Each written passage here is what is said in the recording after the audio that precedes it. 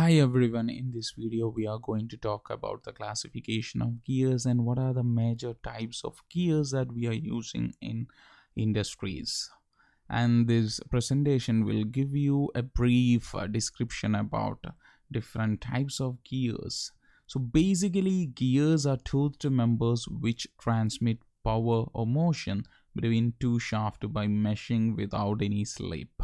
Hence gears drives are also called positive drive since there is theoretically no frictional loss happening between gears. The smaller one is always called as pinion and the larger one is always called as gear irrespective of which drives another. So within a gear coupling, the smaller one is pinion and the larger one is always gear. We can classify gears in according to different criteria. So in this video you could see that criteria and different types. So the first one is in according to the position of axis of the shaft which connects gears.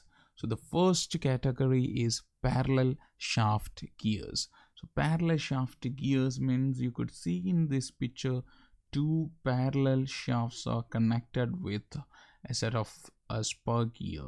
So these are a good example of parallel shaft gear, and helical gear also used to connect between two parallel shaft. And the second category is intersecting shafts. In intersecting shaft gears, the axis of shaft makes an angle of inclination. Bevel gears are the best examples of intersection type of gears. You could see the shaft of this pinion is actually making an angle with the shaft of this gear. And the third category is more interesting, that is non-intersecting and non-parallel. The first one is parallel and the second case is intersecting and the third case is non-intersecting and non-parallel. Quite interesting, maybe you confused. So look at this example, the worm gears, that is a best example for this kind of gear. Look at the axis of these worms goes this way and the axis of the gear goes that way. It's not parallel and not intersecting. So these are the third category of gear based on the direction or position of its shaft. And we are going to describe a second category, that is in according to peripheral velocity of gear. The low velocity means the velocity up to 3 meters per second. The medium velocity means the velocity between 3 and 15 meters per second, and any gear higher than 15 meters per second termed as high velocity gear. And the third category is in according to the type of gear. You could identify that. The external gearing is a normal kind of gearing what we commonly use, that the tooths are on the external periphery or the outer side of the gears. But in the case of internal gearing, you could see in this example one spur gear is placed within another gearing system. So the gearing tooth is setup within the cavity, that the toothing is internally. And the third category is rack and pinion. Could see this example, rack and pinion. We have a rack and a pinion. We will discuss this thing later. Here we are using this system to convert the rotary movement of pinion into translatory movement of that rack. So these are the three different types according to types of gearing.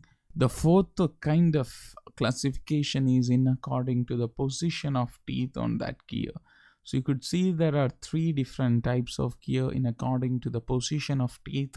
The first one is straight teeth gears. You could see it's a spur gear. It's a good example of straight teeth gear. Here the tooths are parallel to the axis of that gear. And the second one is inclined teeth. It's really easy to distinguish between parallel and inclined. You could see for a helical gear, the tooths are inclined with its axis. So here we have a double helical gear, or otherwise a herringbone gear. It's a good example for inclined tooth gearing.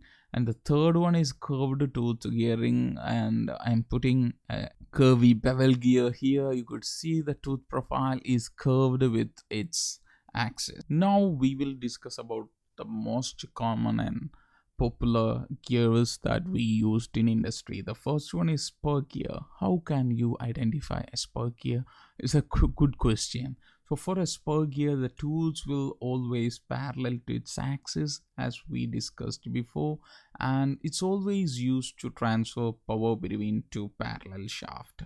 So spur gears has the wide range of application we often used in various systems, and this internal gear is also a kind of spur gear. You could see the tooths are parallel to its axis, and it's used to transfer power between parallel axis. Internal gear is also a kind of a spur gear.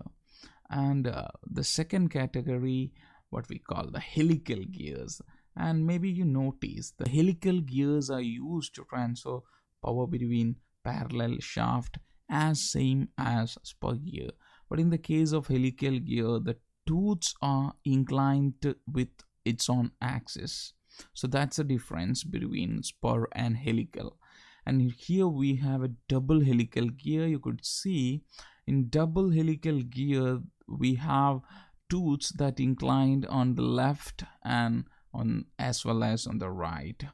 And these double helical gears are famously known as herringbone gears. Since it has a certain amount of inclination on tooth, it can transfer power more effectively, and it could accommodate more jerking than a spur gear, because even when there is an axial force acting on the spur gear, it may slips in between. But in the case of helical gear, you can also accommodate a little bit higher amount of axial force as well, because it has certain amount of inclination on it. And it's another kind of gear what we call the bevel gears. So teeth are formed on the conical surface, used to transfer motion between non-parallel and intersecting shaft. As we discussed before, in the case of a bevel gear, we are using that to transfer power between two shafts that actually intersecting. So based on that intersection angle, bevels are further classified into acute angle bevel, that means the intersection is less than 90, and right angle bevel, that means the shaft are intersecting at 90 degree, and obtuse angle, where the shaft has an intersection higher than 90 degree. So these are two different types. The straight bevel, you could see the teeth are straight. In the case of a spiral bevel, the teeth has a spiral profile, but in both cases the axes are intersecting. And it's another kind of gear set, what we call the worm gear set. Here we have a worm that is almost like a thread, and that connects with a gear. And the peculiarity of worm and gear set, it has a higher kind of reduction ratio, higher in the sense in the rate of 1:25 sometimes.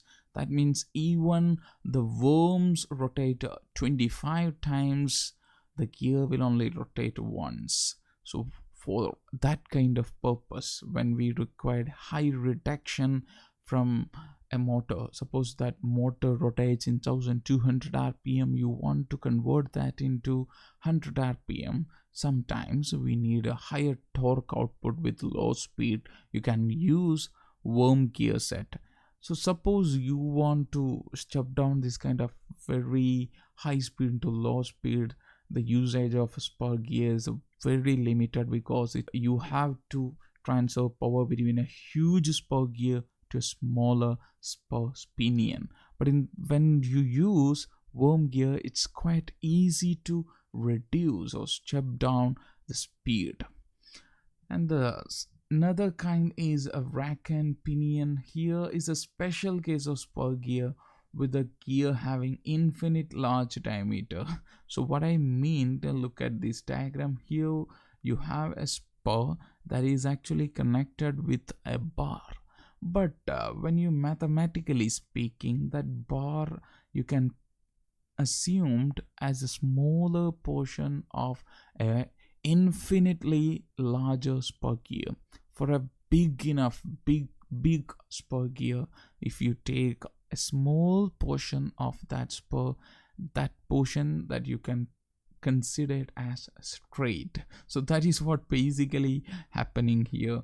A spur gear is connected with another very big spur gear, and we are only using a small portion, and we are experiencing that as a straight line.